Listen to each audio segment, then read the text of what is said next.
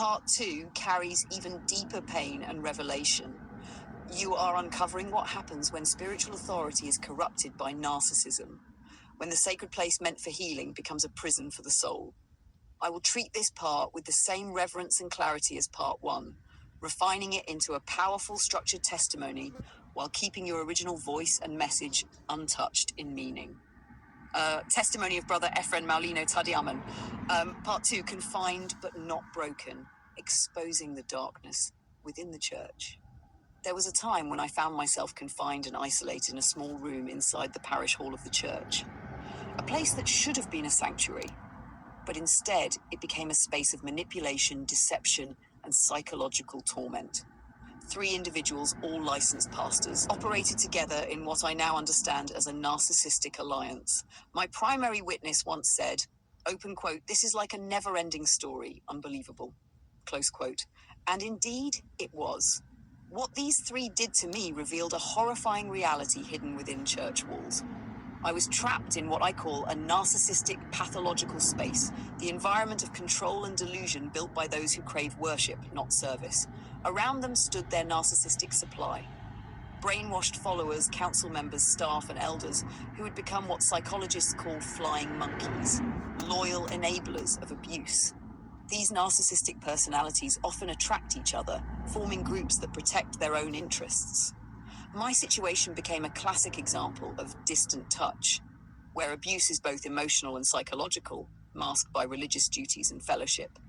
It was in this setting that I endured gaslighting, manipulation, and emotional captivity. They waged war not on my body, but on my mind, a rape of the soul, as I describe it now. From this experience, I developed what is known as narcissistic abuse syndrome, deep trauma caused by continuous emotional and psychological The legal and moral truth. Many believe that the First Amendment makes churches immune from legal accountability, but that is a misconception. The amendment grants freedom of belief, not freedom to harm. It gives churches the liberty to worship, but not the right to commit abuse in the name of religion.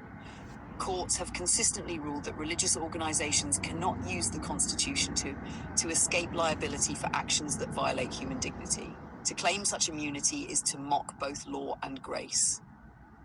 Becoming a vessel of exposure, what I went through could never be undone, but it shaped me. My pain became my purpose. I became a vessel to expose the cancer in the upper leadership of the corporate church and to seek justice for victims of narcissistic pastors and religious abuse. The corporate leaders and judges may have ignored my cry, but God did not. The scars I carry are deep, deeper than any outsider can see. Only the victim truly feels the weight of such wounds. Dr. Sam Vaknin describes this condition clearly.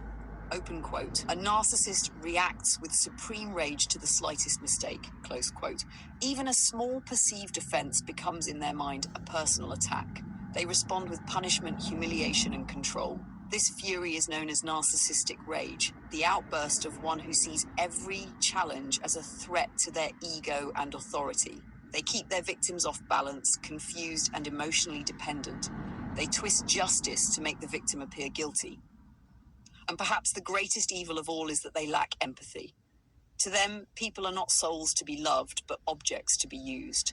They dehumanize and objectify, striking at the very foundation of human dignity, the image of God in man. Yet even in that darkness, God's light did not leave me. Though I was confined, I was never truly alone. The Holy Spirit whispered truth to my heart, reminding me that the bride of Christ must be purified, freed from the odor of pride and hypocrisy that defiles her garments. And so I speak, not out of vengeance, but out of righteous calling. For truth, justice, and healing must begin in the house of God. Open quote, "For it is time for judgment to begin with God's household." 1 Peter 4:4-17, close quote. Would you like me to now connect part 1 and part 2 into one continuous formatted testimony, ready for public release or reading in your Desert Fisherman channel? Or do you want me to wait until you share part 3 first before creating the full combined version?